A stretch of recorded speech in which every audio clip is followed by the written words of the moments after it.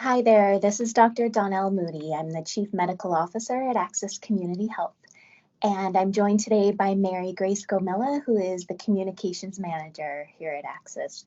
I'd like to talk to you today about the COVID-19 vaccination. I really enjoy talking about vaccines, both as a pediatrician and as someone who has a master's in public health and has spent a lot of time educating people about vaccines. This is one of my favorite topics to talk about, so I'm glad you're taking the time to join us. In 2020, one of our greatest tools to fight COVID-19 was the mask. But in 2021, the vaccine is our most powerful tool to fight the virus. Masks won't be out of our lives completely until enough people are vaccinated to stop the spread of the virus. So how do mRNA vaccines work? Well, first, scientists copy the instructions from the virus on how to make a very small part of the spike protein that lives on the outside of the virus, and they turn it into something the body can understand, which is called mRNA or messenger RNA. The vaccine enters the body's cells and tells them how to make this part of the spike protein that belongs to the SARS-CoV-2 virus or the coronavirus.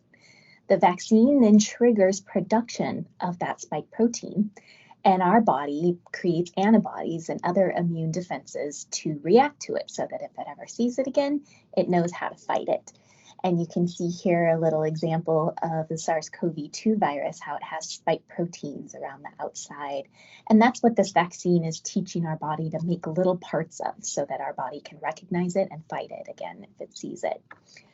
So the Moderna and the Pfizer vaccines are both mRNA vaccines, and mRNA is a normal part of the way our cells communicate.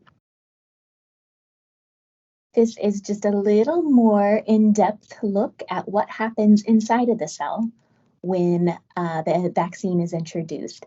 So you can see there's a little fat globule at the bottom, and that fat globule has a single strand of mRNA inside of it.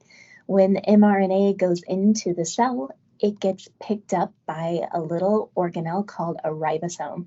The ribosome is sort of like the cell's protein factory.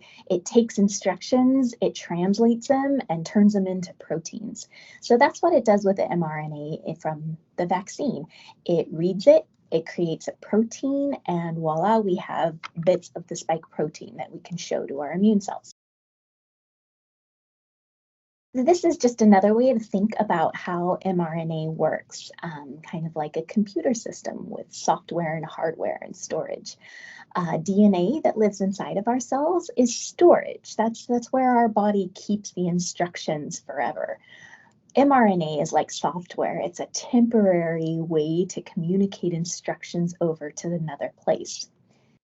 Proteins are sort of like the applications of the software. This is the part that our body actually uses. The important thing to remember about this is that DNA is not altered during this process. In fact, the mRNA from the virus never enters our nucleus where our own DNA lives. So the mRNA from the vaccine will never touch our DNA and doesn't go inside of the nucleus. A quick summary on how mRNA vaccines work. The mRNA gives our cells instructions on how to make those spike proteins that are identical to what you would see on the COVID virus. The mRNA in the vaccine is protected inside of a small envelope of fat. If that little fat envelope weren't there, the mRNA would break up as soon as it's injected into us, but it needs that little fat envelope to protect it long enough so that our immune cells can pick it up and learn it. And the type of immune cells that pick it up are called dendritic cells. They're just one type of our immune system cell that are always on patrol, strolling around trying to find things it doesn't recognize. The mRNA enters those cells and the ribosomes read it, and they make bits of the protein, but they don't make the whole virus. In other words, you cannot get COVID from the vaccine. The instructions just don't exist to make the whole virus, only a little bitty part of it. These spike proteins get put back outside of the cell after they're made, and that's when all of our other immune cells can learn how to fight it. Over 12 million people and counting have received the COVID-19 vaccine so far, and no serious safety concerns are emerging that would make the risk of getting the vaccine outweigh the benefit of people getting vaccinated. So, the idea of using mRNA in medicine is not new. This idea has been around since the 1990s, but there just wasn't the technology to start using it yet in applications. Just in the last decade is when things really started to pick up. Human studies have actually been done on mRNA vaccines that were personalized to types of cancer that people have. So, one of the companies that makes the COVID vaccine, Moderna, was using mRNA vaccines to cure cancer in studies in the past 5 years. And if you're curious about learning more, there's a link here that you can follow to read about how they used mRNA vaccines to cure cancer. So here's what we know about the two mRNA vaccines. We'll start with the Pfizer vaccine. It's approved for ages 16 and above. There are studies going on for 12 to 15, but it is still under investigation and not approved yet for anyone under the age of 16. There are two doses given 21 days apart, but there is a little flexibility in that second dose timing. If needed, it can be given as early as 17 days, but it can also be given after 21 days. Immunity is considered to start with the Pfizer vaccine on day 28. Side effects are pretty common, like arm soreness, redness at the injection site, a little bit of just feeling off, generally achy, headache, nausea, sometimes low-grade fever can happen, and that they were reported to happen more often after the second dose. And that's to be expected. The first dose is like a primer, the first time your body is seeing something. The second dose is a booster, so you're expected to have a stronger immune response to the booster, so it's normal to feel more side effects with the second dose. Rare allergic reactions have happened and they are treatable. Most people have the reaction within 15 to 30 minutes of getting the vaccine.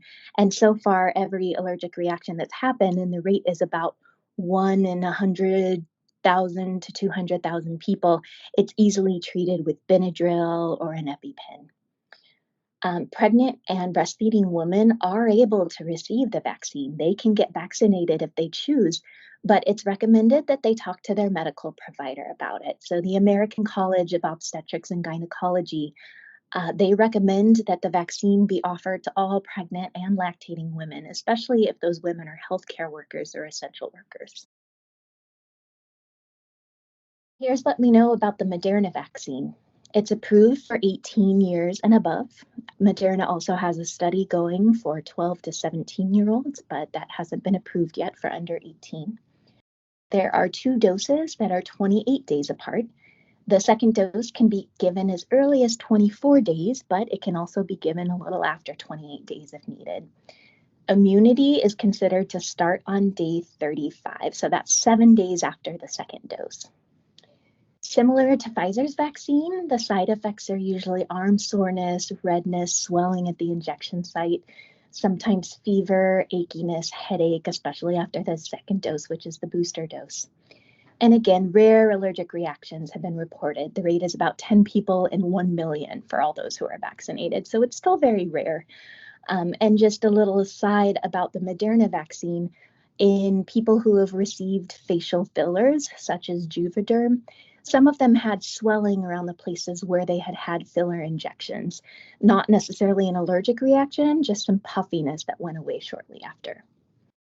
And again, pregnant and lactating women can receive the vaccine, and they should talk to their medical provider about it. So a little note on side effects. The side effects from the vaccine, especially the whole body, like the fever, the achiness, they don't usually last longer than 1 to 2 days after getting the vaccine. You don't need to seek COVID testing if right after the vaccine you have body aches, fever, any concerning signs. Those are probably more side effects.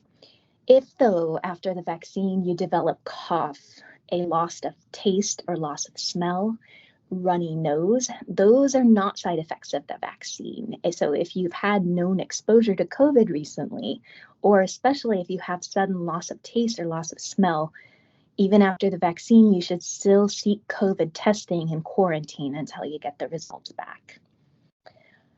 The side effects are more pronounced after the second dose, so try to take that into account when you're scheduling that second dose. In other words, don't schedule it the day before a big day at work. It's better to schedule the vaccine before you have a day or two off. That way you know you'll have time to recover. So are these vaccines effective? In a word, yes, a resounding yes. The studies looked at preventing COVID disease. That means that in the studies of these vaccines, they looked at whether people developed symptoms of COVID along with a positive test. And if they did, that was counted as a case. So this graph over here on the right, this blue line on the bottom, that is everyone who got the vaccine in the study. This red line on top, that's all those people who got the placebo. Now, this was a double-blinded randomized trial. We consider that to be a gold standard in medicine when we're investigating whether something is going to work the way it's supposed to work. And you can see that after about day 10 of the Pfizer vaccine, there was a big break point here. Those who didn't receive the vaccine, in other words, they got a placebo shot of saline, they kept getting COVID over time and just kept getting COVID and kept getting COVID. Those who got the vaccine, there were hardly any cases. What this graph tells us is that that vaccine is about 95% effective at preventing COVID disease. Now, 95% isn't 100. That means that there are still a few people who got COVID despite the fact they were vaccinated. But the number of people who got COVID, fewer of those got serious enough cases to end up needing hospitalization. That means that the vaccine also protects against severe cases where people need to be hospitalized or end up on a ventilator or even end up dying from COVID. What the initial studies didn't look at is whether the vaccine prevents asymptomatic cases and transmitting the virus to other people. Now that is ongoing. They are still swabbing the noses of people who volunteered for the vaccine to see, as the next step, whether those who get vaccinated are still able to pass it on to other people if they're exposed but don't have any symptoms. So here's a little bit more information. This is Moderna's study curve. So just like we saw the red and the blue lines before for Pfizer, this is the curve for Moderna's vaccine. And you can see again, this top gray line with the placebo, those people kept getting COVID. The bottom line here, those who got the vaccine, hardly any cases over time. This is a very effective vaccine. Moderna's was 94.1% effective when they did the final calculations. And again, they studied COVID disease, in other words, symptoms plus a positive test meant someone qualified as a case. It didn't study transmission. They're still looking at that. But the sooner most of the population gets the vaccine, the sooner life can start to return to normal. And the only adults who are recommended not to get the vaccine right now are those with a known severe allergy to a component of the vaccine. So what is in the vaccine? How do you know if you're going to be allergic to it or not? Well, apart from mRNA, these are the ingredients in both Pfizer and Moderna. There are 4 types of lipids, also known as fat, that protect the mRNA. One of those is called PEG, or polyethylene glycol. It is the major ingredient in many things we use on a day-to-day basis. Toothpaste, it's also in laxatives like Miralax, in colonoscopy preps.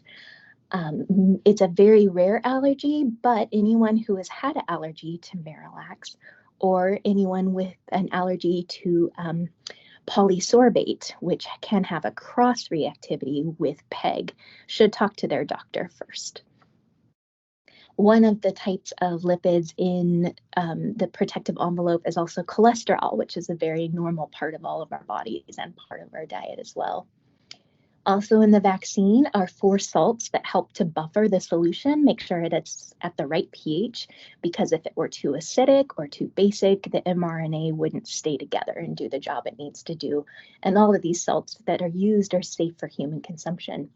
And last ingredient is something we're all familiar with, which is sucrose or sugar. Frequently asked questions about the vaccine. Will the vaccine still work against new COVID-19 strains? There's a lot of news right now about variations, and RNA viruses, which the COVID SARS-CoV-2 virus is an RNA virus, they mutate every couple generations. It's just what they do. It's very normal for an RNA virus to mutate, but sometimes those mutations make changes that might make it a little more transmissible. Right now, they're furiously studying whether or not the vaccines still work, and so far, all indications say yes, especially against the UK strain, as well as the variant that's circulating in California right now. It looks as though this vaccine will still be able to fight off those variants. Will the vaccine cause a positive COVID-19 test? So it does not cause a positive nose or throat swab test. The nose and throat test that we use to diagnose an active COVID infection, those pick up the specific RNA that lives inside of the virus. The vaccine cannot give you a positive test because the vaccine is not instructing your body to make the RNA of the virus. It's instructing your body to make the spike protein, and that is not what this test picks up on. Antibody tests, however, which look for past infection or immunity, that will turn positive after about 4 to 6 weeks. And that's what we want, because if you've developed COVID antibodies, that means your body has learned to fight it off. So again, the nose swab, throat swab tests should not turn positive for COVID after the vaccine. And antibody tests, it may very well, and I hope it turns positive after about 3 to 4 weeks, because that means you know how to make antibodies against it. You do not need to quarantine from your family after you get the vaccine. There is nothing contagious inside the vaccine, and there's no need to stay away from those in your household. If you've had COVID-19, can you still get the vaccine? Yes, definitely. The CDC has said that those who have had a recent COVID infection can choose to wait up to 90 days until after they were diagnosed to receive the vaccine. But people who have had COVID can get it as soon as they're out of isolation that their doctor has told them they need to stay in. Can I get the vaccine if I've been recently exposed to COVID-19? If you've been told to quarantine after being exposed to someone with COVID-19, you should not go out and get the vaccine until your quarantine period is over. And the CDC is recommending this less because of any risk of getting the vaccine while you're in quarantine, but more to protect the healthcare workers who are at these vaccine sites giving it. We don't want to expose them unnecessarily. So it's recommended people go out to get the vaccine after their quarantine period is over. So next question, I'm pregnant. Can the vaccine affect my fetus? The way the vaccine works, the cells closest to the injection site are the ones that get a chance to take up the little lipid envelopes from the vaccine and read that mRNA. It breaks down pretty quickly after, and the vaccine particles don't get a chance to circulate widely in the body. So the experts behind the vaccine believe that the particles do not cross over to the fetus. What does cross over to the fetus is immunity to COVID. So if you get this vaccine while pregnant, the immune cells up in your arm around the vaccine site, they're learning the vaccine.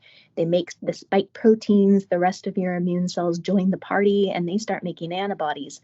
Those antibodies will cross over to the baby, and that's a good thing because it protects the baby for the first 3 months after birth against COVID. So are there any other situations where it's recommended to wait to get the vaccine? So apart from being currently sick or under quarantine, if you have had another vaccine in the last 14 days, it's recommended that you wait until 14 days have passed. The CDC wants your body's immune system to focus on the vaccine and only on the vaccine. So if you've had, say, a shingles vaccine or a Tdap in the last 14 days, we want your body to be able to process that and get ready to learn this new vaccine. So it's better to wait 14 days between. Anyone who's gotten treatment for COVID in the last 90 days that included monoclonal antibodies or convalescent serum, And if you have questions about that, you can always reach out to your provider. But if you received a IV infusion for COVID treatment in the last 90 days, it's recommended that you wait to get the vaccine until those 90 days have passed. So another question I hear a lot, the vaccine was developed so quickly, how can I trust it? So these mRNA vaccines were built on 2 decades, almost 20 years of previous research and knowledge about mRNA and different ways that we can use it in medicine. It's also much faster to mass produce mRNA than it is other types of vaccines. Some vaccines need to grow in cell cultures or other special conditions, and that takes a long time for them to fully develop and be able to get turned into the vaccine. mRNA vaccines are very quick to produce in a lab, and that's part of the reason that they came out first. The COVID-19 vaccines went through the normal number of trial phases. In other words, the FDA, CDC did not take any shortcuts, did not cut any corners in terms of having the proper number of phases that we normally use to approve a vaccine, and also reviewing the data. They reviewed all the data thoroughly. What was different from this vaccine about past vaccines is that they issued an emergency use authorization. Normally, vaccines don't get out for use until they've gone under full FDA approval, but in public health emergencies, such as now, we sometimes use emergency use authorizations to get things out faster, and that's part of the reason this went so fast. So can the vaccine cause infertility or sterility in males or females? There have been a lot of rumors spreading on social media that this vaccine can cause infertility. It's a lie. There is no known physiologic way that the science of this vaccine could make you infertile. mRNA and the other ingredients are not instructing any of your reproductive cells to do anything different. And in fact, 24 women in the Pfizer trial who had the vaccine have since become pregnant and haven't had any reported complications. So the women in the vaccine trials are being followed, and if they became pregnant, they're following them to make sure there's no after effects or side effects, but there's just no way scientists can think of that this vaccine would cause infertility.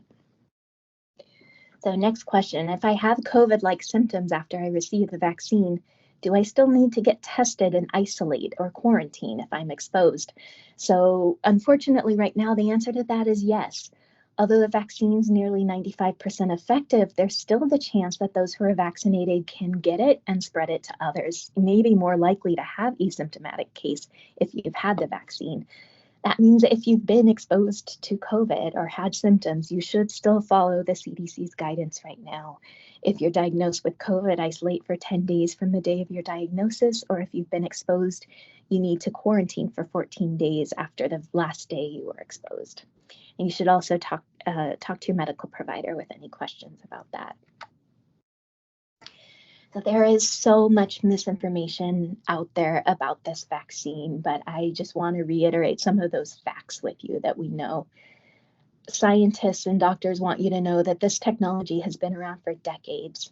The mRNA vaccine cannot change human DNA, won't cause infertility, and it can't give you COVID-19. Moderna has been using a type of mRNA vaccine to cure cancer in the past 5 years, which is pretty amazing. And it's always better to get your info from reliable sources such as the CDC and not from Facebook or Insta or your cousin's friend's brother who knows this guy who had something. Always, always check from reliable sources first. And please don't spread false information about the vaccine. Always verify your information from a reliable source first. All right, I want to thank you for taking the time to hear what I have to say about the COVID vaccine. And Mary Grace, do we have any questions that were submitted? Yes, we did. And here is the first question.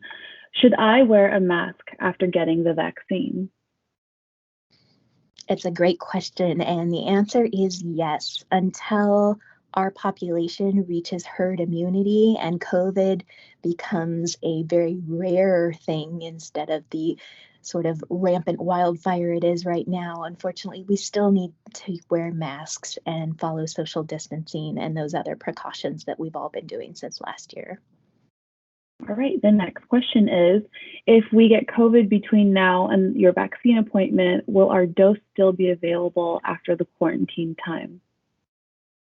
Another good question. And yes, we expect to have enough supply for second doses, regardless if someone needs to delay their second dose by a week or two because of an exposure, or if they come down with COVID, we will still be able to supply that second dose once they're out of isolation or quarantine. The next question is, if I have asthma, should I take the vaccine? Yes, in fact, anyone with asthma is at a higher risk of complications if they get sick with COVID. People with asthma are more likely to have a severe case or end up in the hospital or ICU. So anyone with an underlying condition, especially asthma, it's recommended that they be vaccinated. Thank you.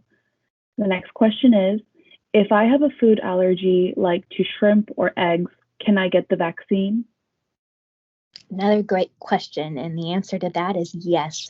So anyone who has had a severe allergy in the past to food or oral medication or even an IV medication like antibiotics, peanut allergy, anyone who's been prescribed an EpiPen, they can still get the vaccine. We may need to observe anyone with a severe allergy for 30 minutes after the vaccine instead of the usual 15 minutes for everyone else. But people who have had severe food allergies can absolutely still get the vaccine. Thank you. The next question is, once a person has full immunity after taking the vaccine, how long does the immunity last? A good question that we don't know the answer to yet. Right now, Moderna is pretty confident that their immunity is going to last out to a minimum 18 months to 2 years. But again, because this is a relatively new vaccine application, we're not 100% sure yet. There is the possibility that this vaccine may require booster shots in the future, but only time will tell. Thank you. And the last question is, after getting the vaccine, does that mean we still have to be 6 feet apart? And just like the masks, yes, we are going to still have to social distance from anyone outside of our household until enough people get vaccinated. And we're able to start lifting some of these public health restrictions that we've had in place since March of last year. So I hope you feel like you've learned something today about the COVID-19 vaccine. Thank you for joining me, and I hope you are excited to get this vaccine in the near future. I'm getting my second dose this week, and I'm very excited about not only protecting myself, but my family, my coworkers, and my whole community by getting vaccinated. Now, we are offering vaccine to access patients. We're following the tier structure that the state and the county systems have set up. If you're interested in getting the vaccine from Access, please go to one of these links. There you can tell us how old you are, your occupation. We can help to know which tier you are in, and we will reach out to you when the time is right for you to get the vaccine and when your tier is up. Now, if you have questions or concerns about getting the vaccine, please call us and set up an appointment with your health provider. They would love to talk to you about any concerns you have. And thank you again.